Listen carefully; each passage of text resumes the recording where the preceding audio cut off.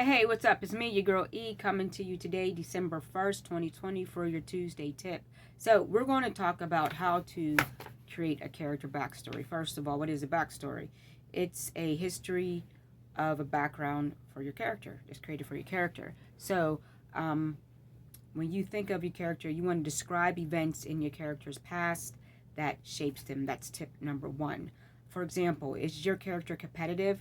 Did they grow up with a lot of siblings where they always had to compete with one another? Did they have strict parents where coming in second was not an option?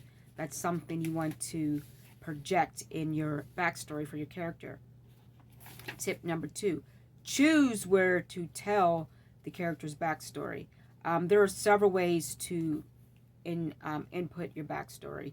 You could do it up front, such as a once upon a time, or you could do it throughout the middle. If you do it up front, you want to be careful because lumping all of your backstory is very in the beginning is very risky. Too much telling up front can be somewhat overwhelming. So you want to balance giving some backstories up front with gradual revealing your character's foundation. You don't want to overwhelm your reader because then they're not going to want to read your book. Okay. Tip number three, balance telling the backstory with showing.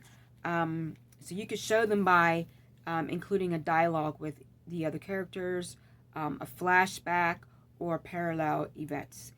Because there's so many different ways to show your character's backstory, it's easy to balance your character's backgrounds with their present lives without info dumping. So have character dialogue, have a flashback, or parallels of time. I know I said that twice, but I thought I'd say it again.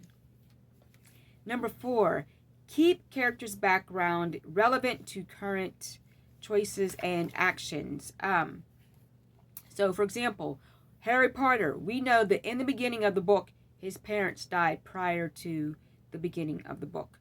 So, this backstory helps explain the protagonist's complete commitment to defeating his enemies. Tip number five, strip access backstory from the narration. If you're filling your beginning pages with the backstory already, summarizing what the key plot point is to convey. So what is the specific point that you're conveying with showing this backstory up front? Tip number six, you could use a backstory to reveal emotional and psychological drives. Remember the movie Dexter? Well, we see that his mother was murdered, so those triggers is reason why he does what he does. And tip number seven, draw characters' backstory from your own experience from familiar places. Your friends and family, that is your book. Talk about their lives, their backstory. We know why your Aunt Sally acts the way she acts, and we know why your Uncle George is the way he is. Use those experiences as your character backstories. All right, guys. Find these tips and resources on the Writer's Block website at www.writersblockpublishingllc.com. Happy Tuesday.